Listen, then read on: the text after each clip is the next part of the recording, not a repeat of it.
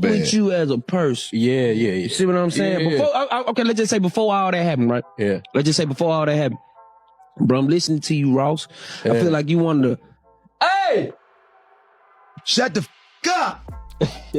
I'm listening to you, Ross. I feel like you probably one of the best lyricists from the South that we got. You dig what I'm saying? Like, you poetic, bro. When I listen to your music, I think you put a lot of time and effort. The internet is going crazy after a clip surfaced of DC Young Fly cooking Rick Ross in front of a packed crowd, and the reactions are off the charts. What started as playful banter turned into a straight-up viral moment that had fans howling while Ross sat tight with that tight smile energy. The footage ran up millions of views fast, with DC slicing through Ross's image like a pro. Hits on the fur coats, the big boss branding, the hustler talk, and even the throwback rap persona he used to run with. The crowd felt it, the timing was perfect, and by the time DC landed the last punchline, folks knew this wasn't just jokes. It was a public check-in on ego versus charisma. Word is the moment happened during a live taping with DC hosting and Ross popping in as a surprise. At first, the vibe was cool. Ross stepped in wearing the trademark drip, heavy fur, giant gold ropes, and shades catching every spotlight like diamonds in a blender. The cheers lit up the room, but DC moves quick. He spotted the window and jumped in with that stealth strike humor he's famous for. He set the tone and let the air shift in real time, because this wasn't going to be a clap and keep it moving kind of introduction. He go. Ross looked like he just came from the zoo and forgot to leave the lion behind, DC joked, and the building detonated with laughter. The crowd was all in, but Ross wasn't rocking with it. He hit a half smile that said, "I hear you, but also watch yourself." And that tension made everything spicier. With the laughs rising, DC doubled down and poked the Prince of Luxury right in the brand. He joked that every time Ross spoke, it sounded like he just finished eating money. People went wild. Phones came up like lighters at a concert, and even guests on stage folded over trying not to crack on camera. Ross tried to keep it cool, sipping and muttering off mic, but DC caught it and snapped right back. "Don't get quiet now, big homie. We just having fun. You rich, remember?" The whole room shook because that was the moment the vibe tipped from playful to pointed. From there, the energy felt like a roast with a blade. DC slid in references to old controversies without saying names, touching on identity questions, label smoke, and that big talk people say doesn't always match the paperwork. The bars were coded, but the crowd knew exactly what he meant and cheered like they'd been waiting to hear it out loud. What made the clip explode wasn't just the jokes. It was the tension underneath the laughter that made it feel like a real clash of lanes. Biggest moment. Now, that's one of the viral moments, but Boosie episode 8 million. Got Country Wayne, shit like 6, 7 million. Like, we do numbers, we do analytics. Our analytics, we was the biggest before you came, and we was the biggest afterwards. So you always got room to come back to be on the biggest podcast in the world, correct? You dig what I'm saying? But when you call a spade, Fans started comparing it to classic roast battles, except this one had status involved, and that's why it hit people different. Within hours, the video ran laps on TikTok, Instagram, and Twitter, with folks breaking down every eyebrow lift and reaction shot like it was game tape. Hashtags like #RossGotRoasted and #DC versus Ross started trending, and the takes poured in hot from every corner of the internet. Some people said Ross fumbled the moment and should have just laughed along, like most celebs do when the jokes hit home on stage. Others said DC crossed a line and felt like he used the mic to punch up just because he sensed an opening, which always turns into a debate about where comedy stops and disrespect starts. But no matter which side anyone picked, one fact stood clear. DC Young Fly owned that room with pace, precision, and timing that felt undefeated. He didn't just make jokes. He showed how presence can flip power on its head in seconds when the audience believes you. The history between them added layers too, because DC and Ross aren't strangers. They've crossed paths at events before and even shown mutual respect on different stages. That's why this felt deeper than random banter. It felt like old energy finally hitting a microphone. According to folks in the building, Ross came in heavy on boss talk before the cameras rolled.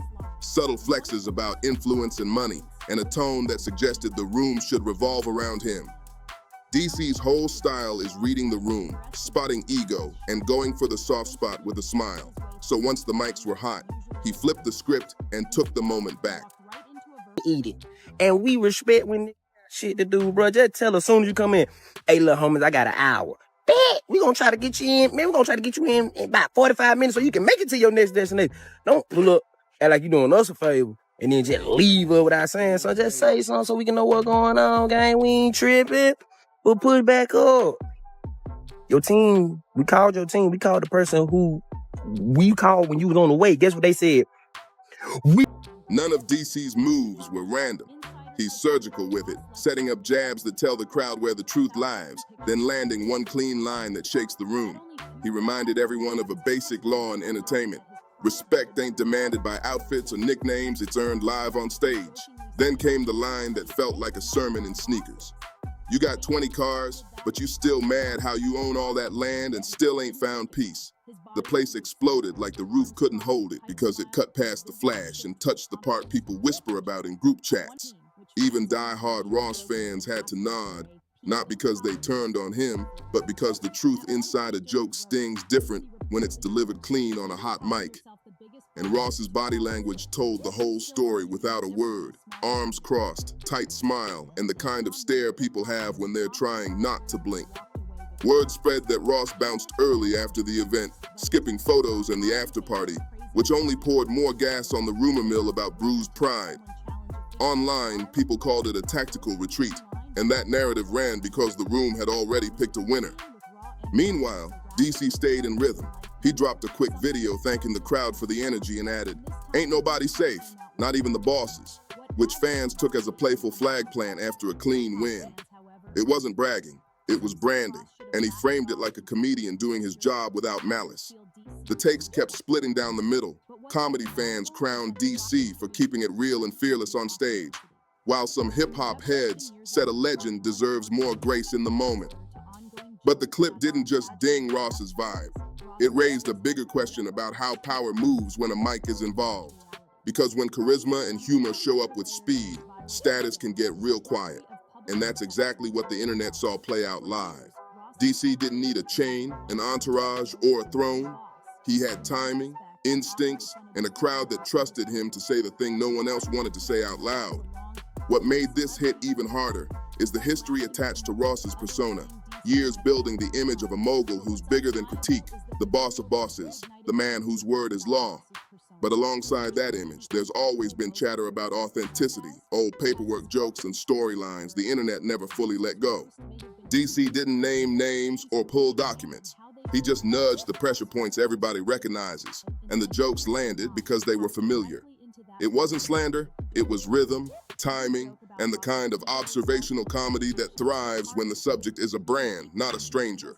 Even the most polished moguls can slip when the laughs ain't with them, and that's what people saw, a rare moment where the image got tested and the reaction told its own story.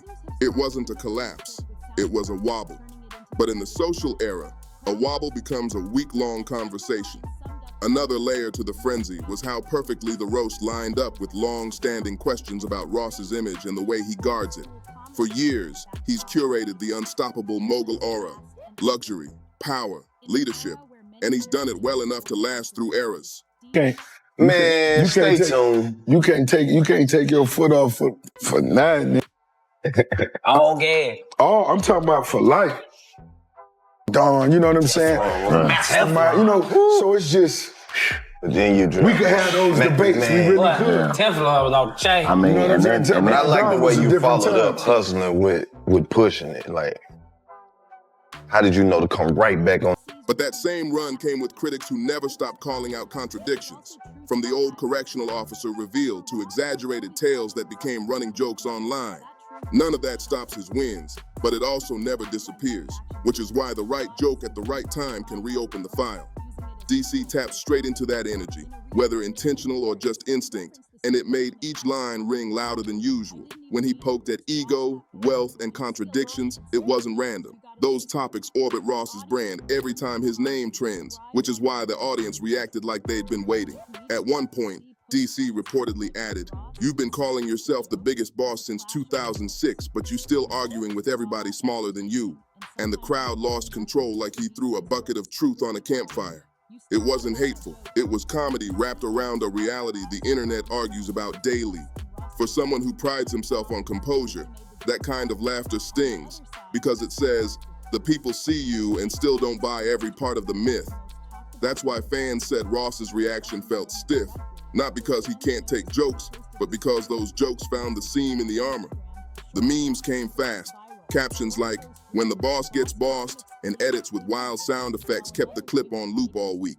Even celebs weighed in, some clowning the moment, others saying comedians gotta know when to ease up, which only made the clip spread farther. The bigger question got louder too. Is Ross still the untouchable icon he presents? Or has the confidence drifted into something the public reads as arrogance? The roast didn't settle that debate, but it did spark a fresh round of it. And that's why it stuck around longer than most viral moments. Meanwhile, DC kept riding the wave with control and clarity. Fearless but not reckless, honest but not hateful, staying in that sweet spot where comedy wins crowds without playing dirty. That's the difference between shock humor and surgical humor. One fades quick, the other keeps getting quoted. Days after the roast, both sides stayed mostly quiet, which only turned up the speculation meter as fans read into every IG story and caption. Ross didn't address the moment directly, but he posted slick shots and captions like a reminder. Mansions, cars, confidence, including a line that read, "Bosses don't explain, they move different." But the comments were on fire, with folks dropping callbacks like, "You still mad about that joke, huh?" And DC had you quiet, boss, proving that sometimes the internet wants a laugh more than a lecture. You can't outpost a punchline when the clip already made its case. On DC's side, he stayed in his pocket. Another stand-up set, another clever callback to the moment. Ross, big homie. First of all, you know it love. Second of all, I got to call a spade when it's a spade. You say you did it for free. Everybody do it for free. I didn't even mean to roast Ross that bad, but when you see a lion in silk pajamas, you gotta say something. The crowd roared again, and that one line turned into a rally cry because it framed the moment as instinct, not malice. Industry people started asking the long game question. Does this ding Ross long term, or does it pass like every other cycle? Some argued he's too established to take real damage, with a discography and business resume that keeps him locked in no matter the jokes. Others said once the mask cracks, the audience always remembers, and future flexes won't hit the same because people saw the reaction and felt the wobble. In hip-hop, image is armor, and every visible dent becomes a reference point the next time your name hits the news. What's wild is how this whole saga shows a shift in entertainment. The old mystique is gone, and the crowd wants transparency in real time. One awkward glance can turn into a week of memes, and one joke can cut deeper than 1,000 comments trying to explain it away. DC didn't beat Ross as a person. He beat the room with a mic, and that's what people respect in the moment. The mogul had the empire, the cars, the caption, but on that stage, the comedian had the people, and the people chose the laughs. Zoom out, and this story is bigger than one roast. It's about the collision between comedy, which thrives on truth, and rap culture, which is built on pride, presence, and power. When those worlds meet live, it can get raw, it can get uncomfortable, and sometimes it can rewrite how people see a public figure overnight. DC Young Fly showed why he's respected. Fearless, fast, and clean with the timing. The kind of comedian who tells the truth the room is already sensing. He didn't need to disrespect to dominate. He just needed to observe, aim right, and trust the crowd to feel what he was saying. Ross, for all his wins, got reminded of a tough rule. No matter how big the empire is, the mic is the equalizer when the people are watching live. One pause, one stiff smile, one quiet moment when the room expects laughter and the aura gets tested in real time.